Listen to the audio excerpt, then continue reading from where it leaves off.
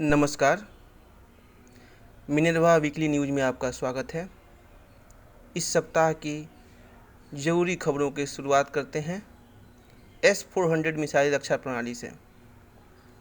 आसमान से होने वाले किसी भी हमले को नाकाम करने में सक्षम है S-400। यूक्रेन युद्ध के बीच इस माह के अंत तक इसके सभी उपकरणों की आपूर्ति हो जाएगी पूरी। पिछले साल दिसंबर में मिली थी इसकी पहली स्क्वाड्रन। पंजाब में पाकिस्तान सीमा पर की गई है तैनाती। 2018 में $5 अरब का हुआ था करार। भारत ने अक्टूबर 2018 में 5 S-400 मिसाइल रक्षा प्रणाली खरीदने के लिए रूस के साथ $5 अरब अर्थात 35,000 करोड़ रुपए का करार किया था। इसके सभी पांचों इकाइयों के इस साल तक चालू होने की उम्मीद है। यह रक्षा प्रणाली पाकिस्तान और चीन से किसी तरह के मिसाइल खतरे के पैदा होने की उन्हें पता लगने और उसे नाकाम करने में सक्षम है। खूबियों की बात करें, यह प्रणाली अत्याधुनिक रडारों से लैस है जो 100 से 300 टारगेट ट्रैक कर सकते हैं। 600 किलोमीटर तक की रेंज में आने वाले खतरों का पता लगा सकते हैं। इसमें लगी मिसाइलें 30 किलोमीटर ऊंचाई और 400 किलोमीटर तक दूरी में एक साथ 36 टारगेट को भेज सकती है। यह एंटी मिसाइल दाग कर दुश्मन के विमानों और मिसाइलों को हवा में ही खत्म कर सकती है। उपग्रहों के जरिए यह दुश्मन पर नज़र रखती है। इससे यह पता चल जाता है कि दुश्मन देश के लड़ाकू विमान कहां से हमला करने वाले हैं। इसमें 4 तरह की मिसाइल होती है। एक मिसाइल 400 किलोमीटर, दूसरी 250 किलोमीटर, तीसरी 120 किलोमीटर और चौथी 40 किलोमीटर की रेंज वाली होती है। वहीं प्रधानमंत्री नरेंद्र मोदी ने WHO के महानिदेशक टेड्रोस अधानम घेब्रेयेसस से बातचीत करते हुए उन्हें तुलसी भाई की संज्ञा दी।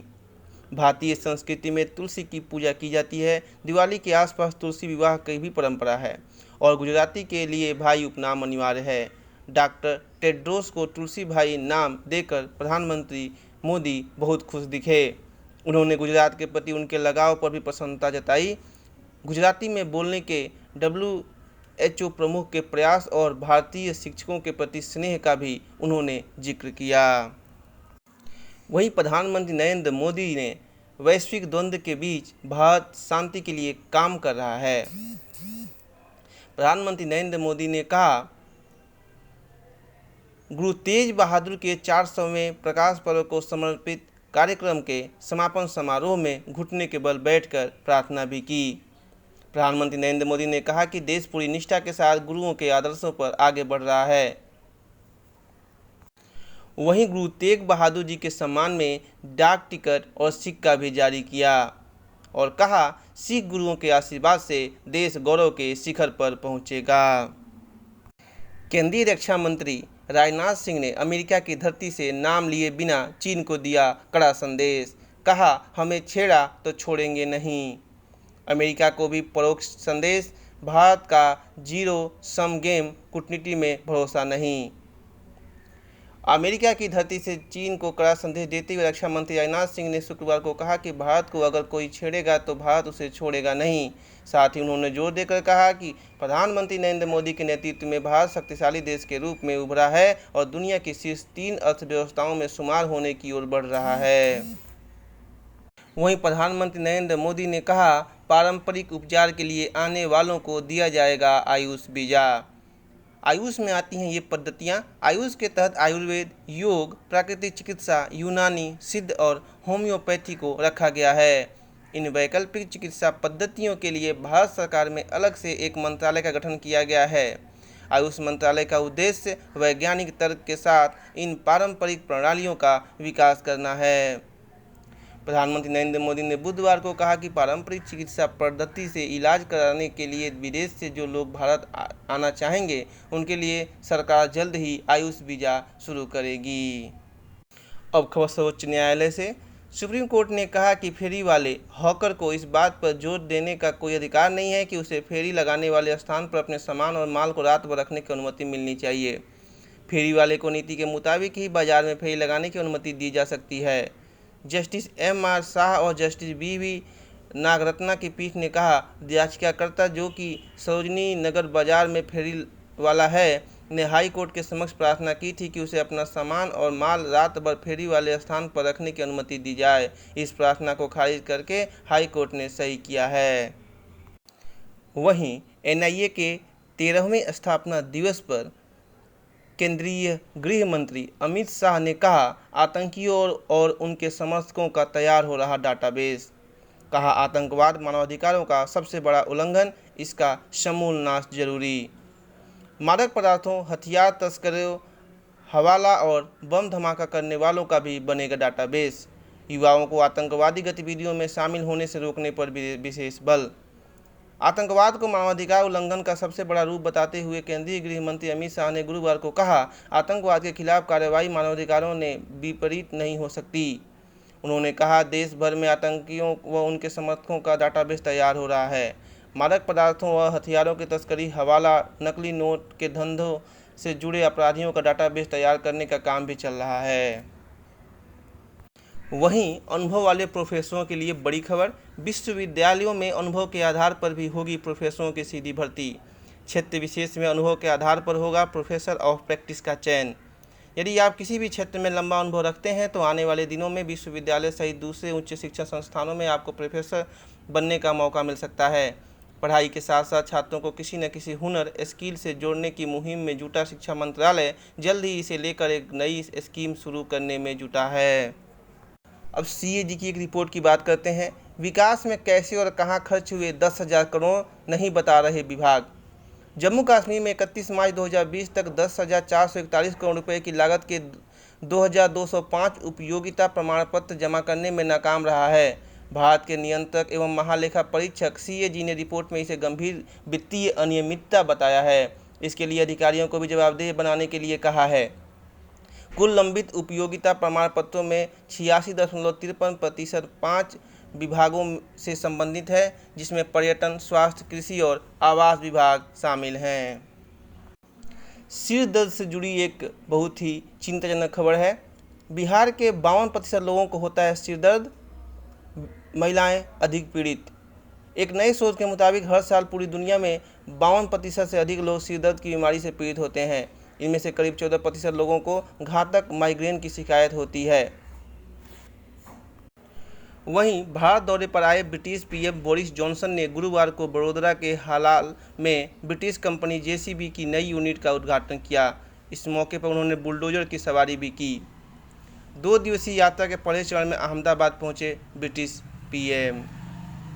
अब खबर राजधानी दिल्ली से। दिल्ली में हनुमान जन्मोत्सव की शोभा यात्रा पर पथराव, हिंसा। जहांगीरपुरी में वाहनों में तोड़फोड़ व आगजनी, एसआई समेत कई घायल। केंद्रीय गृह मंत्री शाह ने ली हालात की जानकारी, कार्रवाई के दिए निर्देश। मध्य प्रदेश और राजस्थान के बाद देश की राजधानी दिल्ली में भी सांप्रदायिक हिंसा भड़क उठी है। जहांगीरपुरी इलाके में शनिवार को हनुमान जन्मोत्सव पर निकाली गई शोभा यात्रा पर समुदाय विशेष के लोगों ने पथराव कर दिया। उपद्रवियों ने वाहनों में तोड़फोड़ की और आग लगा दी। इस हिंसा में police sub inspector Madan Lal Meena समेत कई लोग घायल हो गए। तनाव को देखते हुए इलाके में पुलिस बल तैनात कर दिया गया है। अब खबर कोरोना से। बच्चों के संक्रमित होने से घबराने की जरूरत नहीं, विशेषज्ञ। पहले भी संक्रमित हो रहे थे बच्चे। महामारी एवं सार्वजनिक स्वास्थ्य विशेषज्ञ डॉक्टर चंद्रकांत लहारिया कहते हैं, हमें यह भी ध्यान रखना चाहिए कि बच्चों के संक्रमित होने की खबरों पर इसलिए ध्यान जा रहा है क्योंकि स्कूल खुल गए हैं। विभिन्न सीरो सर्वे में यह सामने आ चुका है कि जब स्कूल बंद थे उस दौरान भी 70 से 90% बच्चे संक्रमित हो चुके थे। स्कूलों के खुलने के साथ ही बच्चों के कोरोना संक्रमण की चपेट में आने की खबरें फैल रही हैं, जिससे अभिभावकों में एक डर पैदा हो गया है कि बच्चों को स्कूल भेजें या नहीं। ऐसे अभिभावकों के लिए बड़ी राहत वाली खबर है। विशेषज्ञों का कहना है कि बच्चों के संक्रमित होने से घबराने की जरूरत नहीं है क्योंकि उनमें हल्का संक्रमण हो रहा है, जिसके लिए सामान्य उपचार ही पर्याप्त है। हालांकि उन्होंने पात्र बच्चों के टीकाकरण पर भी जोर दिया है। वहीं टोरंटो के एक अध्ययन से सामने आया है, घर में माता पिता के झगड़े बच्चों को वयस्क होने पर बनाते हैं मनोरोगी। यूनिवर्सिटी ऑफ टोरंटो के एक नए अध्ययन में पाया गया है कि जो बच्चे घर में माता पिता के झगड़े के बीच पलते बढ़ते हैं, उन्हें वयस्क होने पर अवसाद, बेचैनी जैसे मानसिक विकारों के साथ ही उनमें सामाजिक तौर पर लोगों के सहयोग की भावना कम होती है। यह अध्ययन निष्कर्ष जर्नल ऑफ फैमिली वायलेंस में प्रकाशित हुआ है। अध्ययन में पाया गया है कि जो बच्चे शुरुआती दौर में क्रॉनिक घरेलू हिंसा के बीच रहे, उनमें से 22.5% बड़े होने पर भी किसी न किसी समय गंभीर अवसाद से ग्रसित हुए। वहीं इतिहास से जुड़ी एक बहुत ही रोचक खबर सामने आई है। दारा सिकोह को कब्र की पहचान दिलाने की कोशिश जारी है। इस कोशिश को समर्थन देने वालों में इतिहासकार पद्म भूषण प्रोफेसर इरमान हबीब का नाम भी जुड़ा है। प्रोफेसर हबीब ने भी हुमायूं के मकबरे में दारा सिकोह की कब्र ढूंढ लेने के नगर निगम के अभियंता संजीव कुमार सिंह के दावे को सही माना है। उन्होंने एक वीडियो क्लिप में कहा है कि मैं कोई पुरातत्वविद नहीं हूँ, न ही वास्तुकार हूँ, लेकिन जहाँ तक समझ सका हूँ हुमायूं के मकबरे में दारा सिकोह की कब्र की संजीव कुमार सिंह की पहचान मुझे कुल मिलाकर निश्चित लगती है और इसे सामान्य स्वीकृति मिलनी चाहिए। अब खबर अर्थव्यवस्था से। कोयला उत्पादन की चुनौती से पार पाना मुश्किल। सरकारी कंपनियों की सीमित क्षमता देख अब निजी क्षेत्र पर होगा ज़्यादा फोकस। युद्ध से आयातित कोयले की कीमतें आसमान पर। अंतर्राष्ट्रीय बाजार में कोयले की कीमत यूं तो पिछले 3 वर्षों से ज़्यादा है, लेकिन यूक्रेन रूस युद्ध के बाद ये कीमतें आसमान छू रही हैं। मौजूदा कीमत पर आयातित कोयले से बिजली बनाना इतना महंगा होगा कि उसके लिए भारत में खरीदार मिलना मुश्किल है। ऐसे में केंद्र सरकार घरेलू कोयला ब्लॉकों से ही उत्पादन बढ़ाने की रणनीति की ओर ध्यान देने में जुटी है। मंशा यह है कि निजी क्षेत्र से भी कोयला उत्पादन ज़्यादा से ज़्यादा बढ़े। चलिए आपको ले चलते हैं सीधे बिहार। बिहार से खबर है सहज मिले न्याय। विधि व्यवस्था, जमीन विवाद एवं राजस्व से जुड़े मामलों में आम लोगों को न्याय मिलने में अनावश्यक विलंब हो रहा है। इसे राज्य सरकार ने स्वयं स्वीकार किया है और सभी समाहर्ता, सह जिला दंडाधिकारी, अपर समाहर्ता, अनुमंडल पदाधिकारी, भूमि सुधार उप समाहर्ता समेत अन्य राजस्व एवं नीलाम पदाधिकारियों को आगाह किया है कि वे नियमित रूप से अदालत लगाकर लंबित मामलों की सुनवाई में तेजी लाएं। राज्य सरकार की यह पहल न्याय का इंतजार कर रहे आम लोगों की निस्संदेह उम्मीदें जगाने वाली हैं। वहीं मिथिला की रोहू को मिलेगी वैश्विक पहचान। बिहार के खाते में शीघ्र ही एक और बड़ी उपलब्धि आने की उम्मीद जगी है। सरकार मिथिला की रोहू मछली को जीआई टैग, जियोग्राफिकल इंडिकेशन दिलाने की तैयारी में जुटी है। पशु एवं मत्स्य संसाधन विभाग ने मछली विशेषज्ञों की एक टीम बनाई है जिसने काम शुरू कर दिया है। अध्ययन की रिपोर्ट के आधार पर राज्य सरकार प्रधानमंत्री मत्स्य संपदा योजना के तहत वाणिज्य मंत्रालय से जीआई टैग का दावा करेगी। अब खबर गुलाम कश्मीर से। सरदार तनवीर बने गुलाम कश्मीर के नए प्रधानमंत्री, भारत ने जताई कड़ी आपत्ति। पूर्व प्रधानमंत्री इमरान खान की पार्टी पाकिस्तान तहरीक-ए-इंसाफ पीटीआई के क्षेत्रीय अध्यक्ष सरदार तनवीर इलियास को सोमवार को गुलाम कश्मीर का प्रधानमंत्री चुना गया।